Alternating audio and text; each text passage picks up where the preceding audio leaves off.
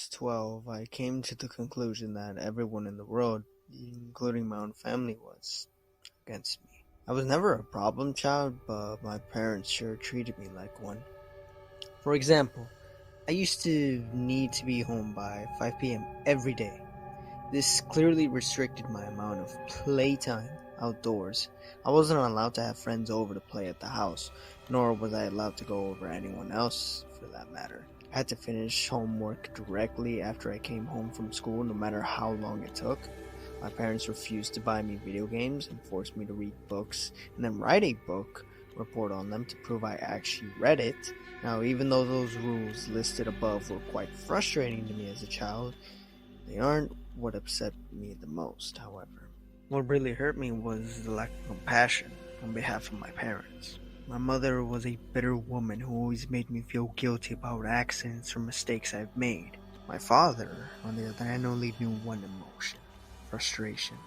The only time he spoke to me was when he screamed at me for receiving poor test scores or beating me for misbehaving. But enough about them. Let's talk about my school's psychologist. For his own privacy, we will call him Dr. Tanner. Like most junior high schools, a psychologist is always available on campus during school hours to assist any student in need of counseling, whether it is emotional, academic, social, behavior, etc. To be honest, I have never seen any students talking with Dr. Tanner. Every day I would walk past his office on my way to the cafeteria and peek through his door's little window. He would always be alone in there, working on some paperwork. I guess that most of these kids were too afraid to speak about their problems to an adult who was practically a stranger. For this reason, it took me 3 weeks to muster enough courage to go into his office. March 2nd, 1993 was the day I decided to voice my troubles to Dr. Tanner. During lunch break, I stood in front of his office door and knocked. Though the window I could see him raise his head and smile and motion for me to come in, and I did. He greeted me by introducing himself and asking for my name. Dr. Tanner was a very soft-spoken man who seemed to radiate kindness. In less than 30 minutes, I rambled to Dr. Tanner about how mean my parents were to me and how they didn't care about me at all. After a while, my voice began to quiver and I stopped speaking. The psychologist listened patiently to my whole spiel, arms folded and head nodding. I half expected him to begin talking about how everything I just said was untrue and that my parents loved me dearly and blah blah blah. But he didn't though. Dr. Tanner leaned forward with a grin on his face and said, "You know, I'm the best school psychologist in the world. I promise we will fix this." I rolled my eyes. "Okay, but how?" I asked. "I have my ways," he replied. "Well, man of my word, I promise that within just one, the relationship between you and your parents will change for the better, forever." After a brief pause, he continued, "Although I do need you to make me a promise. You have to promise me that you'll come back to my office after school tomorrow, and that you won't tell anyone that we had this conversation today. It'll be our little secret." I promised. The following day, I returned to Dr. Tanner after school. It was around 4 p.m. when I entered his office. After a warm welcome, he asked me to have a seat in front of his desk once again. Upon sitting down, I watched Dr. Tanner close the blinds of his door's tiny window. "There," he smiled. "Now we have all the privacy we need." We began to talk about my likes, interests, my favorite subjects in school, my least favorite teachers, and things of the like. About an hour into the conversation, Dr. Tanner offered me a soft drink. I gladly took the offer considering my parents never allowed me to drink soda. Dr. Tanner reached over his mini fridge and fidgeted around before setting down 2 open cans of soda on the desk. Afterwards, we continued to talk about what was going on in my life, but it wasn't long before I passed out from whatever drugs Dr. Tanner placed in my drink. It took me a minute or so to adjust my blurred vision upon waking up, and when it did, I had no idea what to think. I was handcuffed to a bed and my mouth was sealed with duct tape. I immediately began to panic, squirming and tugging at the cuffs. but gave up soon after. My eyes widened in disbelief after looking around the room. There were posters of superheroes pinned along the walls and photographs of famous athletes on shelves. In the middle of the room was an old television and Super Nintendo, various game cartridges stacked alongside it. I didn't know what to think. Here I am in a room filled with items most kids would die to play with. I wouldn't have probably cried from joy hadn't I been handcuffed to a bed frame. My stomach sank once again as the door opened and Dr. Tanner walked inside. He sat down on the edge of the bed. "Now listen," he said. "Remember, I am here to help you, and that I would never hurt you, okay?" Dr. Tanner gently removed the tape from my mouth and then the cuffs from my hands. My first instinct was to begin crying, but something about Dr. Tanner made me feel safe. He smiled at me. "You're going to be staying here for a while," he continued. "And during this time, you're allowed to play with any toys in this room while I'm here at home. But when I leave the house, I'll need to cuff you one of your hands back to the bed. You can still watch the television, but I only want you to watch the news when I'm away." I sat in silence, still trying to process the information he had given me. "So," Dr. Tanner yipped, slapping me on the knees, "you go ahead and knock yourself out. I'll be back when it's time for dinner." He got up from the bed, walked across the room, clicked the TV's power button before locking the door behind him. Several more minutes passed before I realized that Dr. Tanner wasn't joking. All that was left for me to do was boot up the Nintendo and play Mario until nightfall. At about 7 p.m., Dr. Tanner returned to the room carrying 2 plates of mashed potatoes and chicken strips. I finally gathered up the courage to ask him how long he'd be staying in this room. "Well, about a month," he replied. "Give or take a few weeks. I just have some work I need to do." The following morning, I woke to Dr. Tanner's hand patting my head. "Hey, bud, you don't have to wake up right now if you don't want to, but I'm going to need you to put this back on," he whispered, clamping the cold steel handcuff on my wrist. I gazed at him. He was wearing a collared shirt and slacks. A coat draped over his shoulders, and a suitcase at his side. He looked just like how he always did when I saw him around the school. Before leaving, he placed the TV's remote next to me and told me to turn it on and watch the news. The first thing I saw upon turning it was a breaking news segment. An important-looking police officer stood at a podium surrounded by people with microphones. I happened to begin viewing halfway through his speech. "A statewide Amber Alert has been issued as of this morning. We have several investigators working towards identifying potential abductors, but as of right now, there is not much evidence. Faculty members state that the boy had been seen last around 4 or 5 in the evening on." I began to feel nauseous as a photograph of me appeared on the screen. It was my yearbook picture from last year. Captions for the photograph displayed my name, age, my school, and my town. Above my picture were altering titles. FBI begins search for child and kidnapping suspect unknown and potential runaway. The live footage continued, and 2 figures I soon recognized as my mom and dad stepped up to the podium. Both appeared to have reddened eyes. Tears streamed down my mother's face as she took hold of the microphone. I'd never seen so much emotion come from my mother before as she wept on live television, stuttering on sentences such as, "Please return my baby back to me," and "I'm so sorry, and please come home to us." When my father took the microphone, I nearly expected his attitude to be stone cold, but he too had tears in his eyes. He pleaded to the world to bring his son home safely and lastly begged for my forgiveness. "I know I haven't been the best father, but goddammit, I do wish I had been now. Please bring my boy back." I turned the power off shortly after. My emotions were mixed, for I had never once seen my father cry. I felt miserable that my parents were being put through so much, but at the same time, I felt relieved. I now know how much mom and dad loved me. Nearly 4 weeks have passed, and Dr. Tanner's been treating me with the utmost respect. He leaves me in the morning cuffed to the bed frame, but returns in the afternoon to eat lunch and dinner with me, talk and play video games. I never would have guessed how good Dr. Tanner was at Monopoly and Scramble. One morning, when Dr. Tanner woke me up before heading off to work, I noticed a stern look on his face.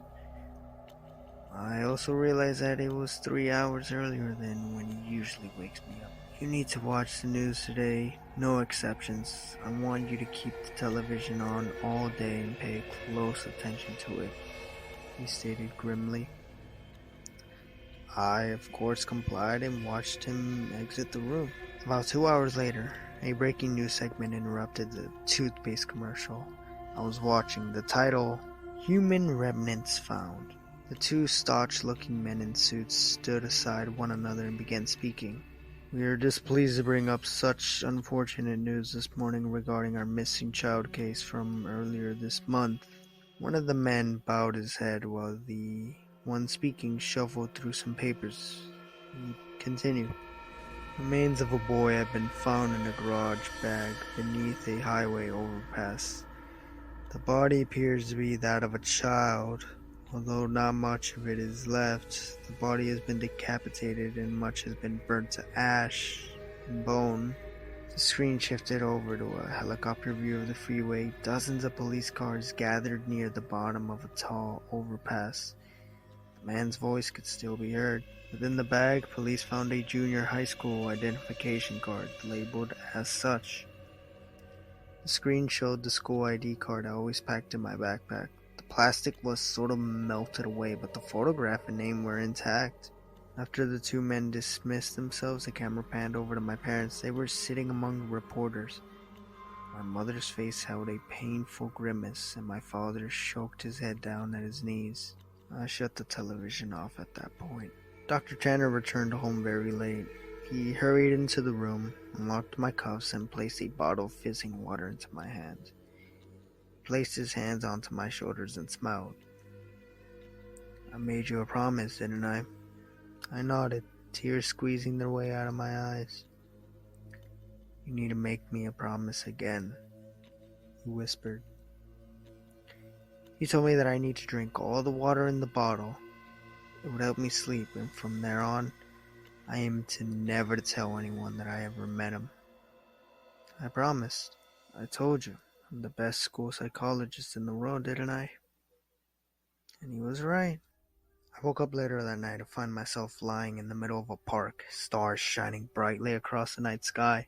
I recognized the park. It wasn't too far from my school. A mile or so down the road. I saw my house. The lights were off inside, but I could make out my father sitting on the step leading to the front door. I hesitantly called out to him. He lifted his head slowly, but when he saw it was me, he sprang to his feet, ran towards me, arms open, yelling my name. My mother even erupted from the house behind him. Dr. Tanner was right. Things have changed with my family and I, and my parents smile more often, treat me more lovingly. I could not ask for a more perfect ending. Every now and then I see Dr. Tanner on campus, walking to and from his office. Rarely do we ever make eye contact, let alone speak to one another. But sometimes he'll shoot me a wink or a smile. I always keep my promises to him, and I pretend I never met him, but there will always be one question forever floating in my mind. Who did Dr. Tanner decapitate and throw off the overpass? Wow, what a story. I gotta say, this, I think, is my favorite one as of right now that I've read on this channel. Jesus Christ, this story. Let's get into it. First off, I gotta say, this story is written beautifully, alright? This story doesn't drag out. It doesn't include any, unnecessary blood or gore. The grammar's perfect. It is perfectly written, perfectly sentenced. It is amazing. If this was a paper and I was a teacher and I was to grade it, I would give it an A+ for grammar and just the way everything is. All right, that's one thing right there. Other stories that I've read, it's either something's misspelled, terribly, or something doesn't sound right. But in this story, everything was just perfect, all right? And I didn't have to fucking modify anything. Like, I sometimes have to do when I'm reading a story. So that's nice. And second of all, I love how at the beginning of the story, we don't really know what's going on. I mean, the title, says the best psychiatrist in the world. So like we first think that, oh, okay, the psychiatrist is gonna, either a mentally torture this kid and make him go into another different dimension where like everything's all right, or this guy is known to what is it, drug and mess with other people. Like I thought he was gonna, kidnap the parents and make them right, but no, no, it completely went in a whole different direction that I never thought it would.